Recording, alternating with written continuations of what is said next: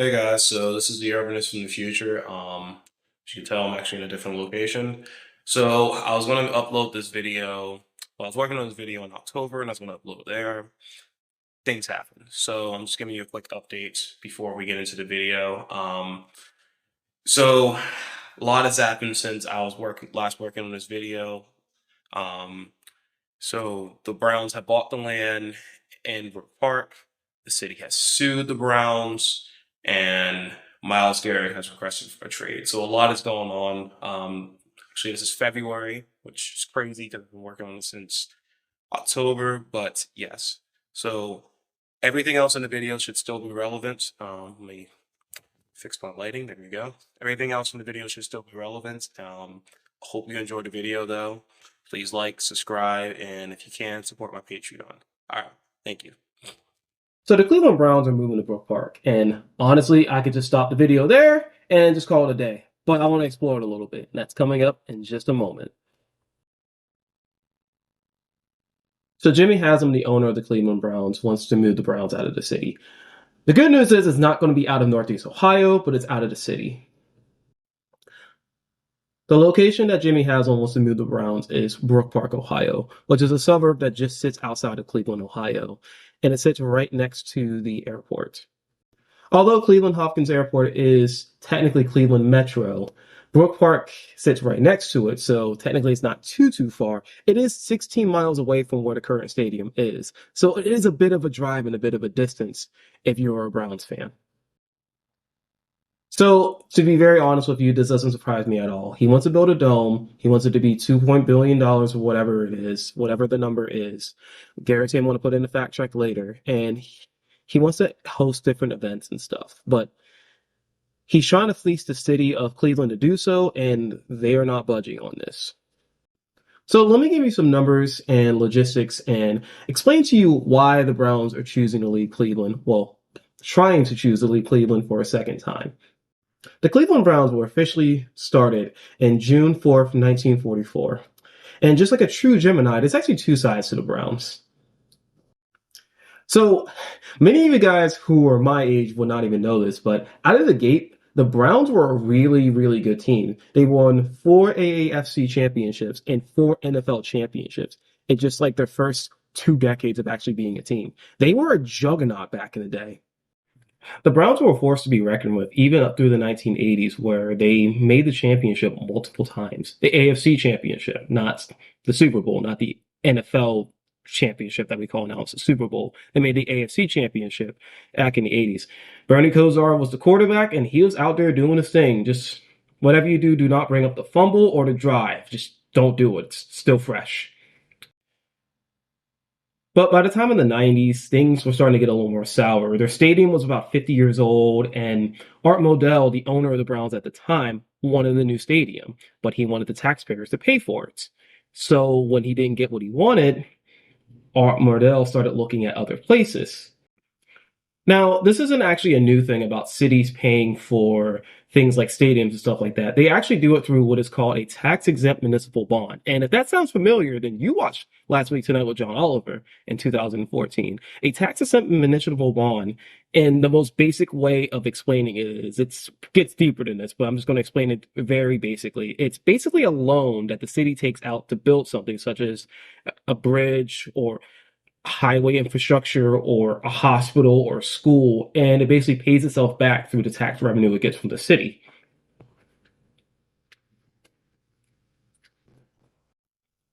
So after the city of Cleveland said no, obviously they did, he picked up his ball and went home, or in this sense to Baltimore. In 1995, Art Modell actually moved the Browns out of Cleveland to Baltimore and what is the franchise known as the Baltimore Ravens.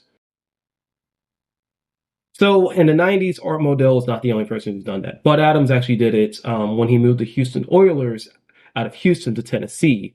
Of course, changing the name from the Tennessee Oilers to the Tennessee Titans. That's why we have the Titans of today. So since Art Modell basically gave the middle finger to Cleveland, the city sued. And the city actually won back the likeness of the Browns, the colors, and all of that. But there was one stipulation. The Browns could come back as an expansion franchise as long as they build a new stadium. Remember at the beginning when I said that the Browns are a Gemini team? Come on now, it wasn't that long ago. It was probably like 2, 3 minutes ago. You should actually remember this. So the Browns you see of today are a lot different than the Browns of the past. What are In 1996, Cleveland Municipal Stadium was torn down, and parts of it were literally chucked into Lake Erie. No, I'm serious. They actually did this. They took parts of the stadium, put it into Lake Erie, and made an artificial reef. Yeah, no, that actually happened. And they built a new stadium on its old site to the tune of $283 million. Now, $283 million sounds like a lot because, well, it is a lot. If you actually adjust that for inflation of 2023, it would be $518 million, which is actually on the cheaper side of stadiums, but still pretty expensive. Yeah, the city paid for this. So, yeah, they built a brand new stadium and they actually was ironically ahead of schedule. So they actually got it done 6 months prior to when the Browns were actually supposed to play in the stadium. Now, if you're a person like me, a person who, well, not only sort of kind of grew up in the Rust Belt, but is familiar with the Rust Belt, you're probably thinking to yourself, do you think it's a really good idea to spend over $200 million dollars on a stadium whenever your city is in economic decline because of the loss of manufacturing jobs? Because that's what happened in the late 80s and 90s. There was a lot of loss of manufacturing jobs in these Rust Belt cities. Pittsburgh, Detroit, Cleveland, you get the idea. All of these cities were losing jobs. Do you think it was a good idea for them to build a brand new stadium? Well,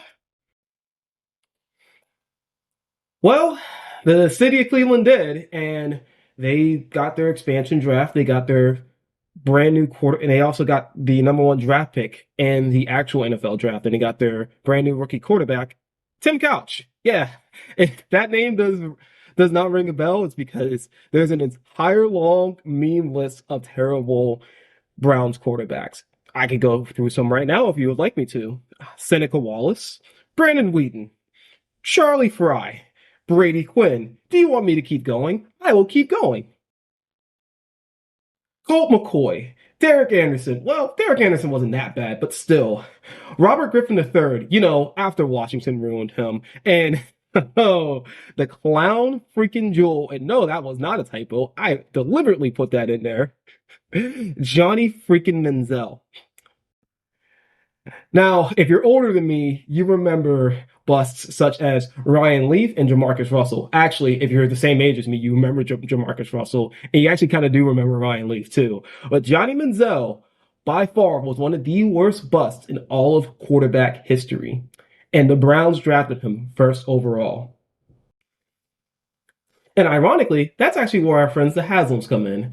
Jimmy and Dee Haslam, who own the Browns. And since they took over the Browns and ownership of the Browns in 2012 for just over $1 billion, which sounds like a lot of money for a historically losing franchise, they have pretty much mismanaged an entire shit show of an organization. They have done such great numbers as in hiring bad head coaches, hiring bad GMs, letting those GMs draft terrible players. And oh yeah, I forgot to mention, they also went winless. Yes, the Browns went winless. For those of you guys who don't know, for those of you guys who do know, you're glad I brought that up. Yeah, 1 year after the Cavaliers went to the NBA championship and won with LeBron James, that same exact year, the Indians, and yes, I'm going to use the old team name, it's just history, went to the World Series and almost beat the Cubs. A year removed from that, the Browns went 0-16 under Hugh Jackson. And he actually jumped into Lake Erie, too. He said, if I lose, no, let me correct this. He said, if we go winless, I will jump into Lake Erie. He is a man of his word. But yeah, that actually happened under the Haslam's watch. He didn't just do this like on a nice sunny day, like in I don't know, June or July. No, he did this in February when it's the coldest up here. And trust me, I lived up here in February. It's cold. I would never want to do anything like that ever in my life. Just being real with you. Like, nah. But if you think a winless season is bad, Oh boy, it gets worse. So, I'm actually filming this directly after the Browns Cincinnati Bengals game whenever Deshaun Watson tore his Achilles. Now, I am going to speak very broadly, but I'm also going to be reverent to the fact that he injured himself. I may not be a fan of his, but I also can speak very honestly that an injury like that sucks. But I can also be very honest and say who Deshaun Watson is as a person. So this isn't a character defamation. This is just me being honest about who he is as a person. Now, with that disclaimer out the way, in 2022, a year after he did not play in the NFL and decided to hold out, the Cleveland Browns admit 25 sexual assault allegations for mistreatment in massage parlors, signed Deshaun Watson to a $230 million guaranteed contract for 5 years. 5 years. 5 years they signed this man to. Here's the worst part about it is I spend time researching and fact checking these videos just to make sure I'm putting out the most accurate information to you guys. Make sure that, if I screw something up, I go back, I correct myself, all this stuff like that. I didn't even need, I did, but I really did not even need to even like look this up very hard because this has been notoriously the worst contract any organization has ever given an NFL quarterback. Deshaun Watson's contract has been universally laddered as one of the worst contracts in NFL history. And the worst part about it is, yeah, he got suspended for 11 games, but the games he did play, he was not good. And he was injured most of the time, too. So it, you paid basically for damaged goods. That's all you did. Morally damaged, physically damaged, just damaged goods. That's literally what you paid for.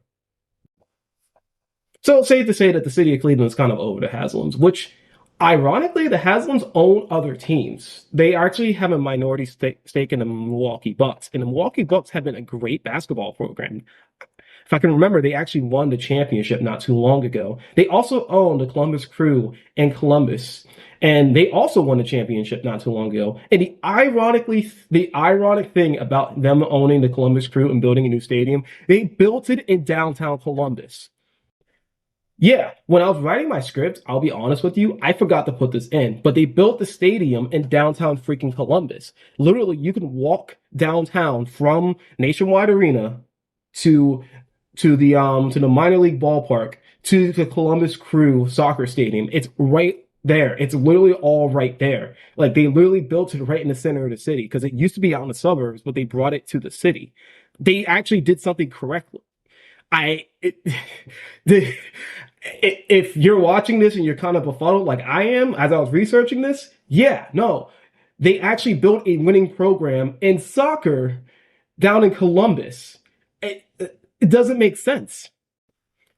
And now we come to today, which we unfortunately got to talk about the Brook Park saga. So the Browns, quote unquote, acquired land out in Brook Park where the old Ford plant was. They didn't necessarily buy it yet. They're kind of playing chicken with the city. They're saying, well, we have this land and we're going to build something on it. Yeah, yeah, yeah. And they're basically trying to fleece not just the city, but the county and the state for money to build a stadium. So here we go again. It's Art Modell all over again. Cleveland has seen this story before. And the Haslams went $600 million, and that's just the most conservative of estimates.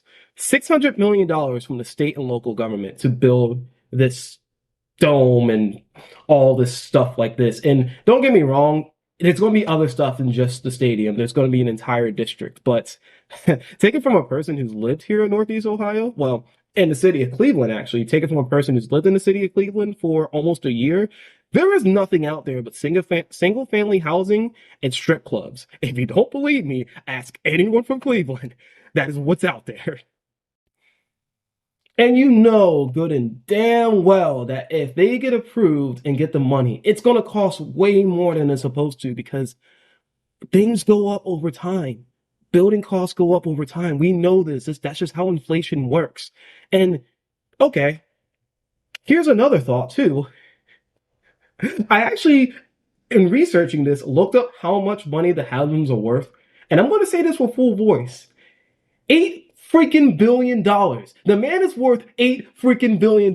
He can pay for the stadium himself. As a matter of fact, Jerry Jones, and full disclosure, I'm actually originally from Philly, so I'm actually an Eagles fan. I'm wearing this for the video. But Jerry Jones, who owns the Dallas Cowboys, yeah, I had to scratch my nose because I got a little upset there.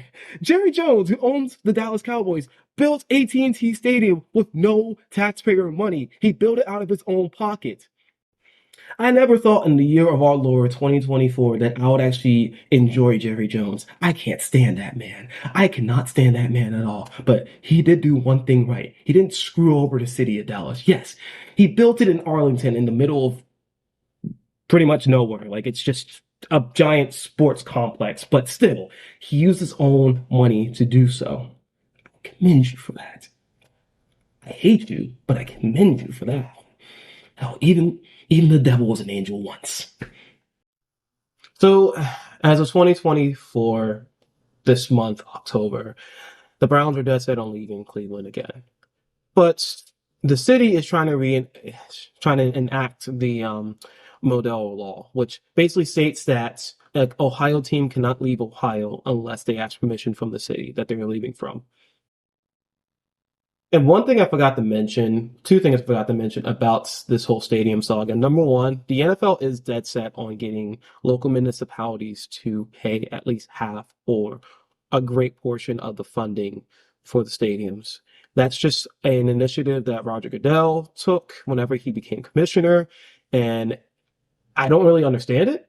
I think a lot of it is to have the quote unquote buy-in, but yeah, they don't like people to fund their own stadiums. Jerry Jones was the exception, and they try to fix that exception. So, on one hand, I get why the Haslam's are asking for money, but on the other hand, they have it.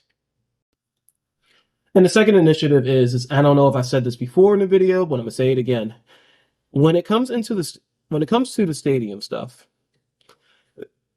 the Haslam's the only thing they share is the ticket prices and the ticket sales. The Haslams keep all the revenue from the concessions and the outside events. If the parking is connected to the stadium, they have the revenue from that too. They have the revenue from pretty much everything. So it's just it's if I'm to be very honest with you, it's kind of a lose-lose for the city because the only thing they're collecting on is just the drink tax and the tax for the land. So here's my big takeaways. I got three of them. My first takeaway, of course, is that there's definitely going to be an economic impact if the Browns leave Cleveland. So where the stadium is located is actually on the waterfront, so it's actually right on the lakefront. You have to kind of go through downtown to get to the stadium unless you're willing to park in the Muni lot and wake up at 7 a.m. and park there.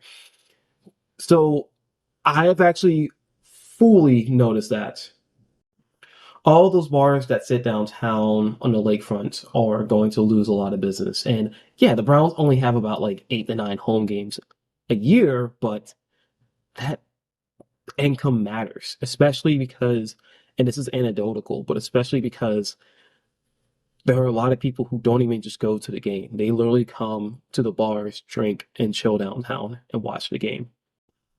Now, other than driving, is there a way to get to Huntington Bank Field? Yes, there actually is a train that, in my personal opinion, should run a lot more frequently. There's actually a train from the RTA that takes you right to the waterfront. It actually takes you to the Muni lot too. So you can literally pregame at the Muni lot, take the train to the stadium, and then take the train to the flats whenever the Browns inevitably lose. Sorry, it's been a 1-6 season. So if you just want me to be very blunt and say this, I honestly feel that a lot of people in the city are just over the Browns right now. But it's right downtown. It's in the center of everything. It's easily accessible to get to. My second takeaway is that, and I'm very pro this, Cleveland Browns games are like a third place for people. Think about it. A lot of people that live in the suburbs or live in the city or live in different areas, they come together for these games. Like And it's people like you wouldn't even think that anyone would be friends. And I actually saw this a lot when I lived in Pittsburgh, and and I used to go to a Philadelphia Eagles bar there. Yes, we took over a bar, a Steelers bar in Pittsburgh, and made it into an Eagles bar. This is a thing. This literally happens. One of these days, I will film from there. I guarantee you, I will. And it was my Sundays were consisted of me sharing a table with a psychiatrist, a a person who works for nonprofits, a DJ, a war vet. I think he was in Desert Storm. A war vet, a strip club owner, and I was a scoutmaster. So all of us shared a table together. Difference of opinions, difference of beliefs, difference of political whatever. We didn't care. We were there to watch the Eagles, and we were there to cheer on the Birds. Go Birds! And we all came together, and that was our third place. Like we even used that for like other Philly sports events, like when the Phils were doing good, when the Sixers were doing good. Heck, we even watched like the Penguins Flyers games there too. And like I said before, there is nothing in Brook Park. Literally, them building the stadium and building the entertainment district with the stadium is what's going to be in Brook Park. It's not a place that is a destination place that you want to go to. It's literally a place full of factories, single family housing, and strip clubs. That's it. That's the only thing that's in Brook Park. And and sure, you can bring some of that stuff that's like the bigger stuff to Brook Park. Like let's use Great Lakes for example, the Great Lakes Brewing Company. You can bring a satellite Great Lakes location to Brook Park, but we all know it's not the same. We all know it's going to be the same corporate BS. My generation had a goal to kill corporate style restaurants because we hated them. I don't know how they're still around, but it's not going to be the same. And has been an ongoing trend, and I will talk about this in a future video about being socially distant from each other, and not in the COVID sense of social distancing. Just we people don't hang out with each other anymore. People don't spend time with each other. People don't meet people of different backgrounds and stuff anymore. We typically just stick to our own or stay in our bubbles. Browns games gave you that opportunity to fix that narrative. Browns games gave you that opportunity to be like, okay, I'm going to hang out with this person who probably is not like me. And not even just going to the game, but just being downtown at the bar. You're meeting different people.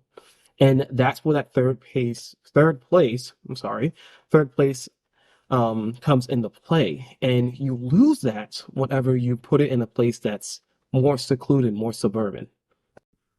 And the third reason, and y'all know the name of this channel, the melanated urbanism.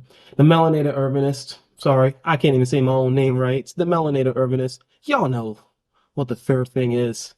If you live in East Cleveland or any of that area over there, east is this way, west is this way, east is this way.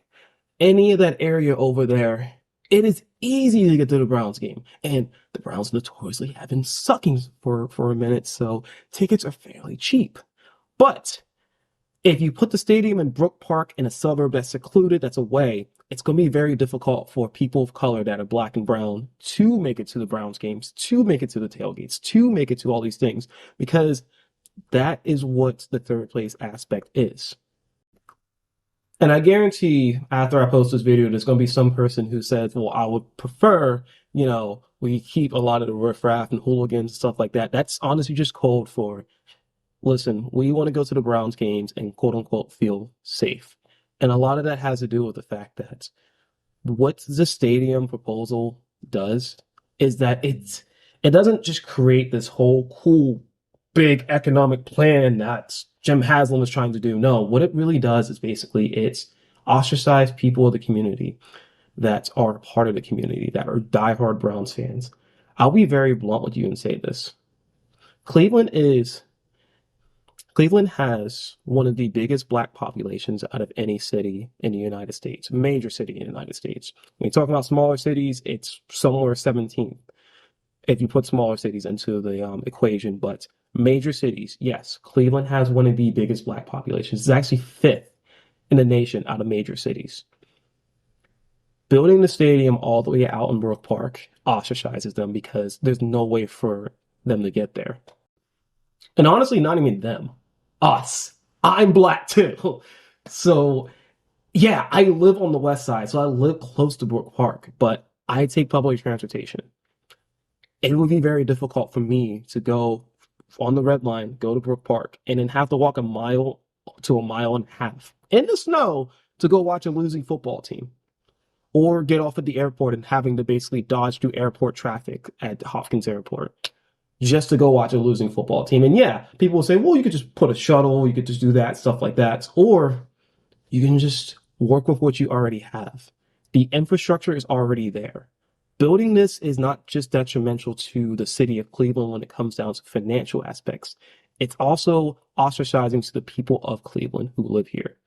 So I guarantee this video is not going to go anywhere close to the Haslams. But if you're a person who is watching this video and is pro Brook Park, they want the dome, they want the secludedness, they want the suburbanization because you're that type of person, I implore you to actually watch this video and critically think, why is it? Why do you think like that? Why do you want that? Is it because you feel safer in a place like Brook Park because it's more out the way? Is it because they know that they can jack up ticket prices and keep certain people out? And yeah, sometimes you have to think about it from that aspect. I know some of you guys are going to be like, oh, he's bringing up race, blah, blah, blah. But it has to be said because majority of the low income people in Cleveland look like me, and I'm part of that demographic.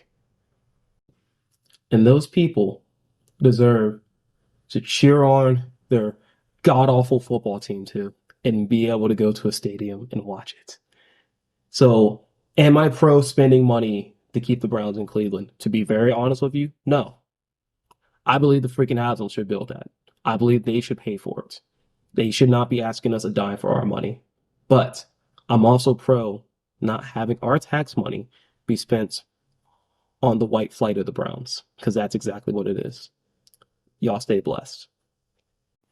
Hey, thank you so much for watching. Thank you for making it to the end. Yeah, I got a little real at the end, but it is what it is. So if you've noticed, I have not been making a lot of videos because I have been busy. I've been working a lot and work finally slowed down. And I'll be honest with you, I don't get paid to do YouTube yet. I'm not famous. I've only made one video, so I don't get paid to do YouTube. I still have a day job and I still got to take care of my dog too. Don't worry, Hercules contact will be coming soon. But I thank you for watching so far. And if you honestly want to support what I'm doing with Melanated Urbanist so I can, educate people on how urbanism is from the black and brown perspective, please, please, please donate to my Patreon page. It's as low as $5 a month. It goes directly to me. It helps me make these videos more frequently, which thank God I have a little more time I'll be able to do. And I'll actually be able to experiment with a lot of different things. So if you enjoy the stuff, please like, subscribe, do all the YouTube things, comments. Even if I hate your comment, I'm still going to read it. And thank you. Stay blessed.